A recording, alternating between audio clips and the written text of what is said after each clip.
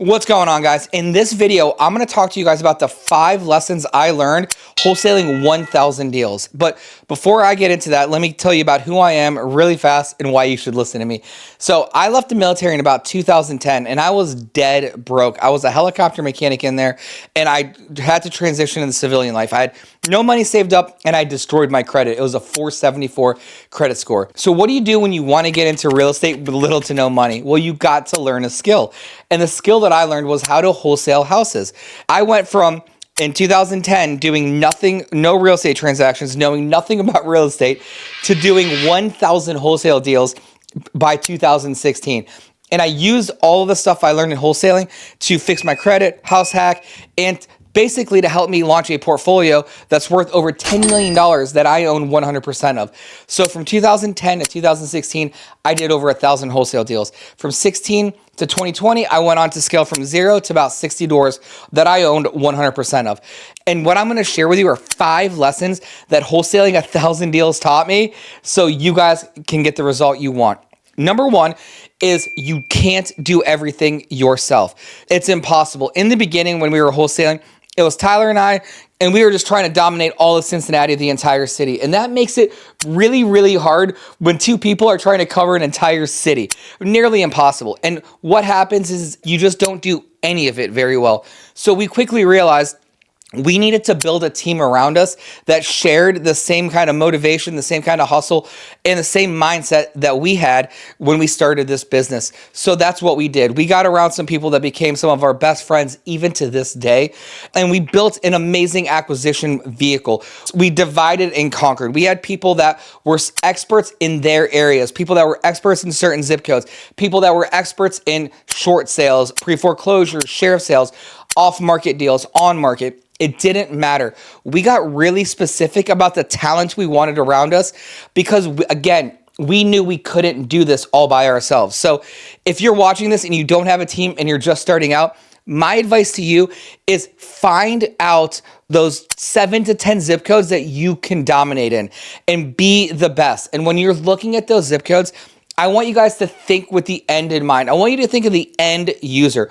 Who's buying those houses and who's renting those houses? What does that demand look like? Why are they coming to that area? Because when you can really understand what's driving an area, then you understand who's buying in those areas. And then when you understand who's buying in those areas, you know what they're looking for. And then when you know what they're looking for, then you can connect with them and then you can go find deals that match what they're looking for. But it always starts with the end in mind. So please, please, please keep that in mind. The next thing I learned from doing 1,000 deals was that yes, real estate involves some sales skills, but the thing is, most people are doing sales wrong. They're just talking and talking and talking and not listening.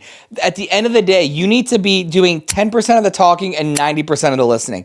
And you have to understand, nobody cares what you want when you start off wholesaling or property scouting and working as an acquisition associate for people. Nobody cares about what you want. They only care about how you can help them. So the second that I stopped talking as much and I started listening, I asked about their problems. I asked about their solutions. I got really good at asking open-ended questions to these sellers to get them talking so I could understand more about their situation. What are their pains? What are they going to use the money for? How did they get this house? What happened? How much better would your life be if you got rid of this? All of these kind of questions where I just stopped talking and I kept listening. Once I really got good at that, the game changed and I started closing so many more deals. And the best thing is people talk. And once you do this long enough, people will start referring you to other people and your reputation takes over. Guys, at the end of the day, the sale doesn't stop when somebody sells you their house. It never stops. You follow up with them. You see how they're doing. You let them know that, hey, I'm still somebody that can help other people that were in the position you were in sell their home. So please keep me in mind. I love referrals. Thank you so much. Talk to you soon.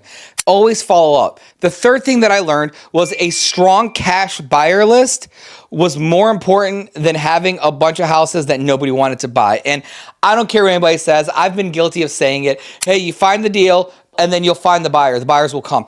And while that's true sometimes, The easiest path is what I like to call reverse wholesaling. In the beginning, when you're starting out, you don't know what a good deal looks like. So you need to go look for people that are currently doing deals. And these people that are doing these deals know what a good deal looks like, at least to them. And different buyers have different criteria. So having a one size fits all thing isn't realistic, because hedge funds buy differently than mom and pops buy differently than 9-to-5 investors, and 9-to-5 investors buy differently than turnkey investors, right? Everybody buys a little bit different. But one thing you have to avoid is just picking up houses and thinking things will happen. It just doesn't always work like that. So building a good foundation of cash buyers and going to these events and meeting them, being somebody that they want to talk to, showing that you are a valuable asset to help them scale their business, that you can be that consistent supply of real estate, is a big deal. I want to see people starting out have a buyer's list between 20 and 50 people that they know inside and out. The next thing, number 4, is that consistency matters more than talent. And most people will quit way too early. I remember in the beginning when I was growing this wholesale business, I basically came to this conclusion that like the more signs that I put out, the more bandit signs, the more people would call me. And the more people that called me, the more houses that I would go look at. Then the more houses I would go look at, the more deals I would get and then didn't get.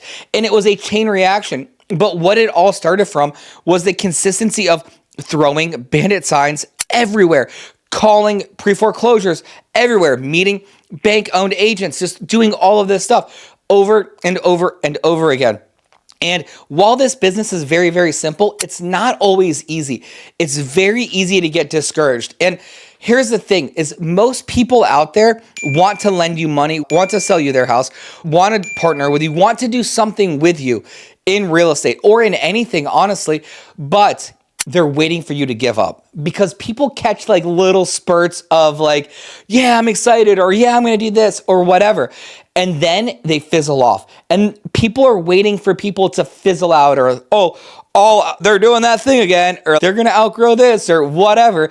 Like, they're waiting for that. They're waiting for you to do it. You might have a track record of it, or maybe you don't, but at the end of the day, you need to stick around long enough for people to understand that you are serious about buying real estate, about doing the thing that you're talking about, okay? Consistency plus hard work always beats talent. It does not matter. Game on all day.